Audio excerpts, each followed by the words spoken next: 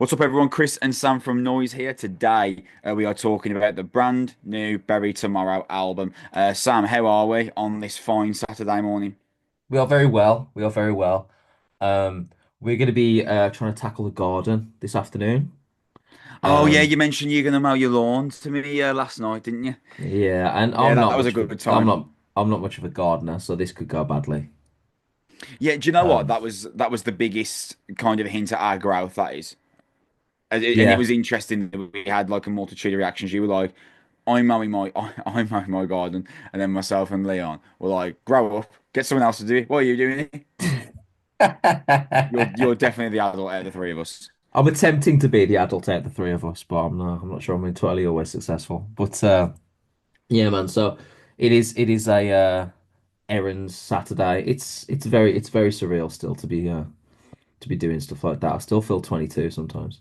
Was it tempting to get to try and get someone else to do it? Because I remember like Ricky Gervais, he had like this running joke with Carl Pilkington, where every time Carl Pilkington was doing some housework, Ricky Gervais would be like, "Why aren't you paying someone else to do it? Like you've got money. Like why are you doing that?" So was it tempting to just jump on Fiverr, or actually I'm not sure what it's called for the workmen, Yeah, I the mean, website for the workmen where you can hire them. um, yeah, I've had a gardener before, and I enjoyed the process of not doing it myself, very much.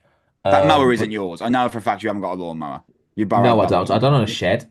Yes, so you Um, borrowed that lawnmower. I'm borrowing my dad's hopefully today. Yeah, Yeah. yeah. But I think I need to. The thing is like to get a gardener to come in and do the lawn and do all the trimming and all that type of stuff. Like it's probably better to sort of start doing it myself first, and then get someone else to come in and just sort of manage it down the road. But um, I would strongly be considering a long-term gardener. I'm going to try and do this today, and I think half an hour in, I'm going to make a phone call. Yeah. Can it be to me so I can just hear what's happening? I mean, I'm not going to Like, come and do it for you. I'm just curious what's going to be going on. are you talking about? And I'm like, all right, Chris, can you put your dad on the phone?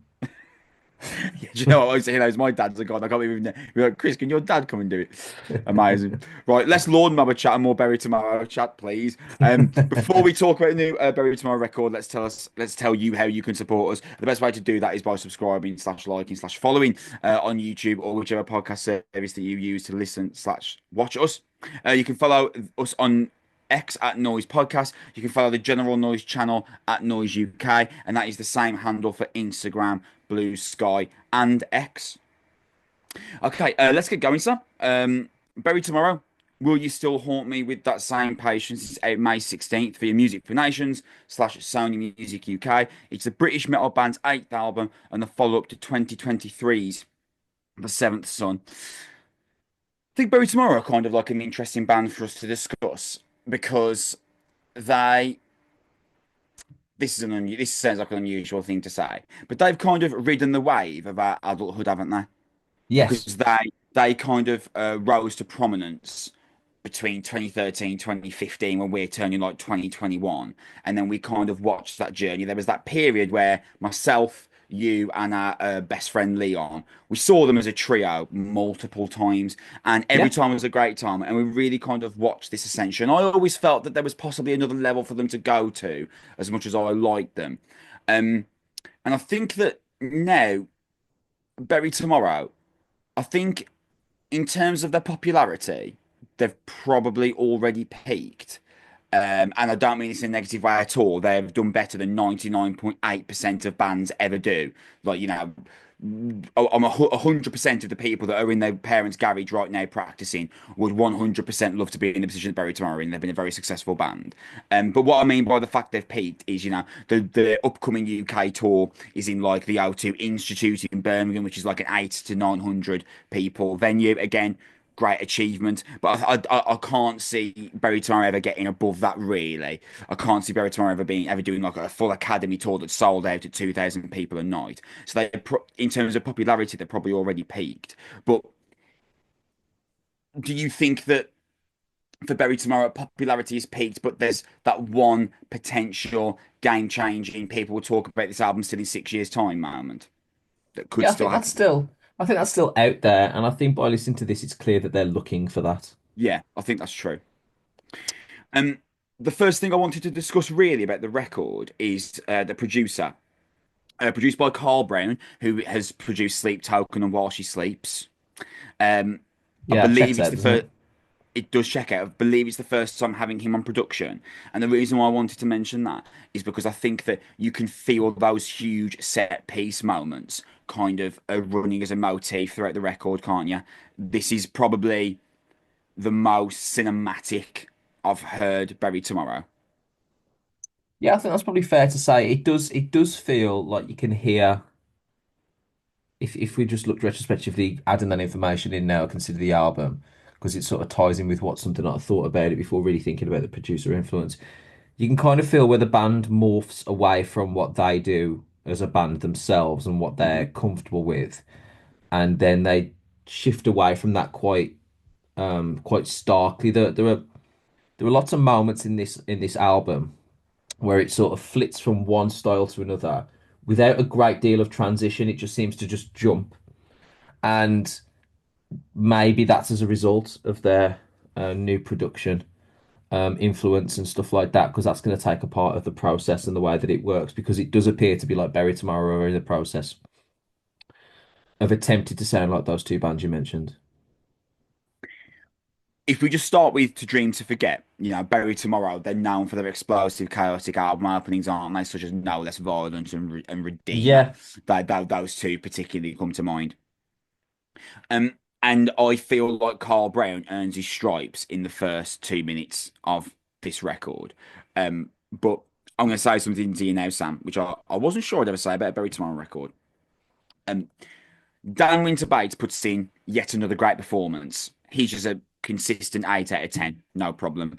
Tom Prendergast, the keyboards, synths, and clean, and the kind of singer, he puts in a great performance. But I'm going to say, Sam, the MVP of this record is the lead guitarist, Kristen Dawson, because I think he puts in a performance on this album. It's the best I've heard him in Barry yeah, Tomorrow. I agree. Some of the guitar work on this is excellent and underutilized at times. I feel like they go away Yeah, yeah, from some of the motifs they develop, and I'm like, oh, why yeah. don't you return to that? Why don't you extend that?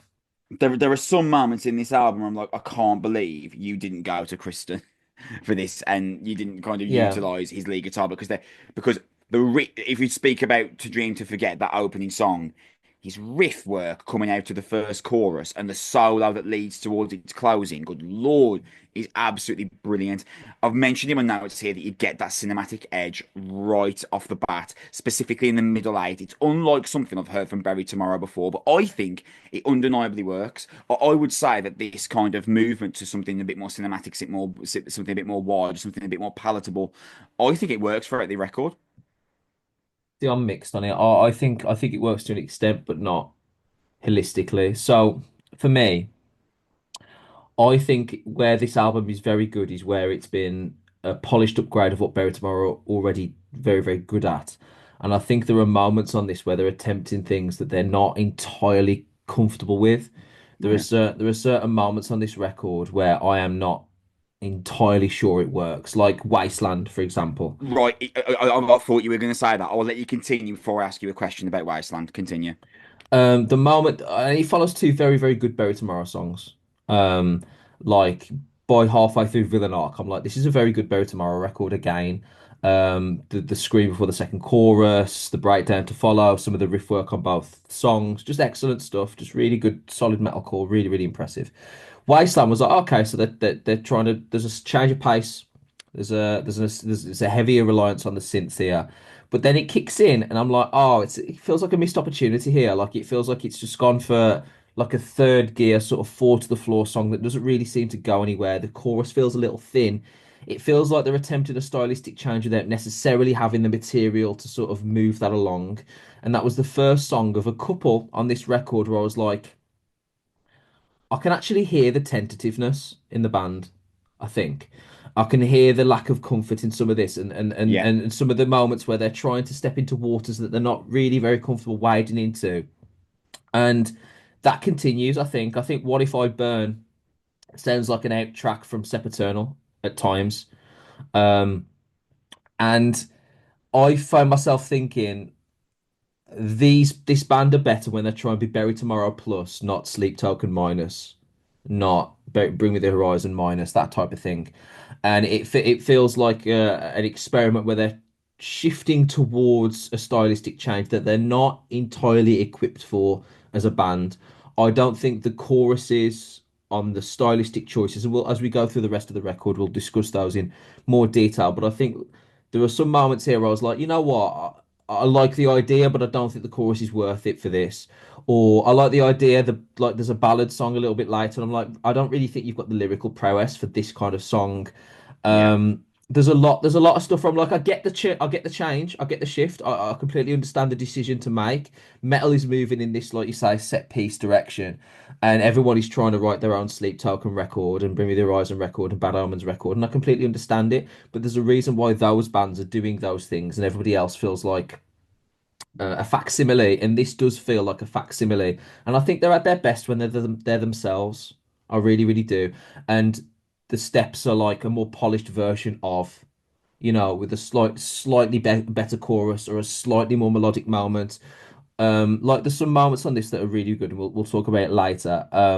Like Silence Isn't Helping Us. The opening chord sequence that is very, very good, and it feels like a decent shift away from the traditional Bury Tomorrow chorus, but also it's still rooted into what makes a good Bury Tomorrow song.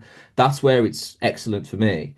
But the moments where it ties to wolf in sheep's clothing a little bit, where it's like I can actually see them underneath still as a metal band feeling themselves out a little bit. I can kind of hear um the trickiness in and the difficulty in what they're trying to create there, I think. Yeah, I think that you mentioned something there. You were kind of alluding to the idea of they've at moments they write songs here that they don't truly believe in, and or that's how it comes across at least. And I think on Wasteland that's where it's most evident because you get that kind of more industrial sound, and Yeah, the yeah, motif of the whispered vocals. I'm not a fan. yeah. I feel like Tom Prendergast is really underutilized in that song. I don't want to hear him doing whispered vocals. Or the closing vocal run from Danny's class on Wasteland, that's really cool. But that is a song that kind of meanders and I felt underwhelmed by. And then you get the run of the three singles. You got What If I Burn, which I actually really like. What If I Burn? I think that's where me and you have kind of debated this before. You were a big fan of Jason Cameron, who was the I former was. singer of Bury Tomorrow. I actually prefer. I personally. I mean, Jason's very talented, but I personally prefer Tom. And Mm. I think that What If I Burn is a really great example of why Tom is there. I think Tom adds such a level of kind of harmony to the kind of earworm chorus on What If I Burn. I think he's worth his weight in gold there. Not going to speak out too much about the singles because people would have already heard them, but there was another thing that you said there, about them kind of not utilizing the skill set to the best of their ability, Yeah. and waiting. I think is a good example of that because based off what Kristen achieves on to Dream to Forget, I feel like he's not fully taken advantage of. Like on waiting, he's just his role essentially is just provide a hefty chug and nothing else until the closing breakdown, which is ironically the best moment of the song. But waiting feels like one of those moments where I can't believe he didn't let Kristen just like let him loose and just deliver a solo or deliver like a really unique riff. And waiting just seems like your average Bury Tomorrow song. I felt underwhelmed. I'm surprised it was a single actually. Um, I think there's a familiarity to it in terms of stylistic choice as well, though, for your fan base. But I think I yeah, quite liked it, and I thought there was the blend was a little better song construction wise, though. I felt like I wasn't sort of flitting from style to style so starkly in waiting. It felt like a more natural progression for them, and maybe that's because, like you say, the style of it feels very sort of blueprint Bury Tomorrow. But I found myself wondering about some of the rest of the album where it feels like they're like, oh, and now we're gonna do this. You know what I mean? There wasn't really yeah. a common thread through a lot of the songs. Yeah, I think that's evident in the 1-2 punch of Silence Isn't Helping Us and Found No Throne, which are very much a juxtapositional. Silence Isn't Helping Us is my favourite Bury Tomorrow song I feel since Black Flame. I think Great it's start. Kristen's, mate, I think it's Kristen's best moment on the record. The opening pick riff is incredible. There's a very Sleep Token like verse build. Again, Carl Brown's producing. Kind of makes sense. There's like that slick harmonized vocal that slowly builds to a synth, which is really cool. The push and pull between Tom and Dan that isn't used very much on this record. There's not a No, but lot it of works on this. it does. There's not a lot of dual back and forth between Tom and Dan. They're usually operating separately, but it works fantastically on Silence and Helping Us. And perhaps it's the classic horror idea, right? It's the absence of violence that actually makes the Yes, violence seem more impactful when it absolutely. happens. And Yeah, the maybe that Dracula is principle. yeah, man, and maybe that is why Silence Isn't Helping Us is such a favourite for me because it's the moment where Tom and Dan go kind of are symbiotic on the record, and that doesn't happen much elsewhere. And then you get Fair No Throne. Can I right? So Fair No Throne's interesting, isn't it? Because it's very much Architects Dying is Absolutely Safe vibe. It really reminded me of Hmm. Yeah, yeah. that closing song on For Those That Wish to Exist from Architects. I was going to put it out there. What did you think of Found No Throne? Because it's the unless someone corrects me in the comments, it's the first time I've heard Barry Tomorrow do like an acoustic ballad. So Well, what did you think? there was a piano one, wasn't there, on the last record? I forgot the What's that? I name of can't it remember. now. I can't remember off the top of my Majesty head. or something. Right. Okay. Yeah. Maybe. Maybe. Um, but that was the first record with a new singer, wasn't it? Yeah. But I didn't like it. I thought I knew you wouldn't. yeah. But the thing is though, I like ballads that are done well. I love Darkest Still by Parkway Drive. Yeah. Um, and I think it's Majesty off the Seventh Son was a piano Right. ballad. Right. Um, and I quite like that one. I thought that had some real depth. The thing is, I don't sound too English teachery, but if you're gonna do a ballad, the lyrics need to be really good, and the lyrics aren't good on this. The lyrics aren't great on this. Like the bit about like I felt like I'd seen the sun for the first time and all that type of Yeah. Yeah. stuff. I was like wincing listening to it at Mm-mm. times. I was like, all right, if you're gonna do the acoustic ballad, then please, please, please, please make sure the lyrics have got some real depth and it doesn't feel like you're just throwing out cliches and like abstract nouns and hoping for the best, right? I don't mind the direction chosen. This isn't an anti-ballad choice. My favorite Metallica song's Fade to Black. I'm perfectly okay with the songwriting choices, and I thought one of the most stunning songs of the last 10 years of listening to Bring Me the Horizon was the Butterflies in Your Chest tune with Amy Lee. Yeah. So Yeah. when it's done well, it's a perfect antithesis and a lovely sort of palate cleanser of an album. Um, but it takes some real skill to pull it off. Not everyone can do Yeah. um Atlantic by Sleep Token. Do you know what I mean? Yeah. It Yeah. just Yeah. can't, it's just really, really hard to sort of toe that line between the powerful and the poignant.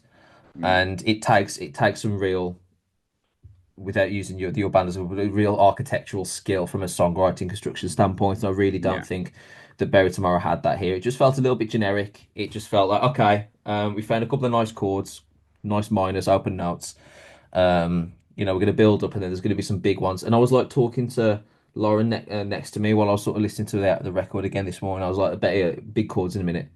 And then a nice big tom fill and then it comes back into the chorus, and it's just like it just follows this sort of blueprint. I was like, if you're gonna do this and talk and sort of like pat yourselves on the back for the bravery of the songwriting, and this is who we really are, kind of stuff, because bands often tend to do that. Then can we at least do one that's really more tied to the way that you want to produce it, rather than sort of feeling like a Mm. facsimile of all these other records, and all these other types of songs in this? It just felt like a tick box choice, maybe. Or if they were going to do it, then let's follow the recognized path of how to put a song like this together. It didn't feel like it's particularly treading new ground, and I also don't think that the material in the chorus was particularly good enough for this type of thing. Whereas like if you listen to like Yokai, the following song, I want to talk about that as well. It opens as like a middle of the road Bury Tomorrow song that feels like it's edging into something else. And you can actually hear the moments where the band feel really comfortable and the moments where they're themselves, like the Yeah. breakdown and some of the riff work at the end. Like, be the band you're supposed to be, lads. Like this is the what be the thing that you're really good at and that you're really comfortable with, because everything else sounds a little bit forced. And I think there's moments on this, and that's emphasized by Fair Enough Throne, that's emphasized by moments on Yokai, Like Let Go. Did you like Let Go? I mean, I like I did felt not. like it was. No, neither did I. I wrote intensity deficit in here. Intensity deficit. What a phrase. Thank you. But like the moment it starts, I was like, who's this for? Like you come to those like calming verses, and it's like, are we really gonna try Sleep Talk and Nine Inch Nails Deftonesy stuff here? Like really? Yeah, I'm not sure that's the a win. That's a rapping, hard thing to work. the rapping bit on Let Go. What percentage I'm of times does that work in the history I'm of not music I'm naturally in drawn towards metal? saying I hate it. Like I want to sit with it a bit longer, let go, but I'm naturally drawn towards saying that I quite dislike the rapping What's the section. But it's percentage of worth trying. what's the success ratio of rapping in a metal song, Chris? Oh, Is it 3%? I don't know if Is you're it not Fred. 5%? If you're Fred Durst, then it's pretty high. Yeah, but like there's like one Papa Roach No, I'm song. trying to think now, actually, of like outside of Fred Durst and Jacoby Shaddix from Papa Roach, like Spit It Out by Slipknot. obviously Corn, Jonathan Davis and Corn, Hey, first Slipknot record. Coreen, Slip. Not actually, there's quite a lot in there to be. Now we're naming it, so it's Linkin quite a lot. Park, Linkin Park, first David Linkin Park Drayman. record. I'm not a big Oh, Disturbed. No, David Draymond can't rap. Yeah, we made a career out of it. No, he's repeating fucking syllables. It's not. No, no, no, no, no, no, no, no. That's not rapping. That's not rapping. He's a carrots off the thornberries on verses. That's what he's doing. Fairs. Okay, I'll. But like, all right. So David like, of Drayman's the redacted. okay, if we just take 1990 to 2001 and just put it on the shelf. Let's rephrase the question. In the last 10 years, what's the success ratio of rapping in metal songs? Yeah, that's I don't know about that one. Zeal and Ardor touched on it a little bit. Um, Yeah, but they're Zealand and they're so widespread, aren't they? Like trying to nail Zealand down to a genre is almost impossible. It's like trying yeah, to say that Code Orange are a hardcore band. That's one of the yeah, 50 things they do. You know what I mean? yes, absolutely. So the success rate is tiny, isn't it? Infinitesimally tiny. Um, so trying to do stuff like that, it's like. God, like there was like there was bits on here that just felt like they were just attempting to be something else. I just don't think it works. It's like sometimes when you listen to bands, like I used to we used to review bands in like 2017, 2018, and I'd be like, oh, they're doing the thing where the guy stands away from the mic and shouts and Mm. screams, and it's like, oh, there's a clean riff and he's screaming in the middle of it about how hurt he is about some indiscriminate thing. And then it kicks in with the chorus and there's lots of sounds and it comes back and there's always like a bit of a snare drum fill over a clean riff or some tom work and he's like sort of away from the mic and screaming again and it just felt like it was just ticking a stereotype, it was just ticking like a convention of that Yeah. genre during that particular time, and it feels like Bury Tomorrow are attempting to do the same thing. They're attempting to cross over into the audience that has massively bought into Sleep Talk and are massively bought into Bring Me the Horizon, massively bought into Bad Omens, and massively bought into a whole collection of bands like that. And that appears to be where the genre is going. But I think they'd be better off successful looking at Killswitch Engage and being like, how do we do that route? How do we make a 15, 20 year career of adoration built Yeah. around being like a really good metalcore band for the next 10 to 15 years and being a really good metal band generally.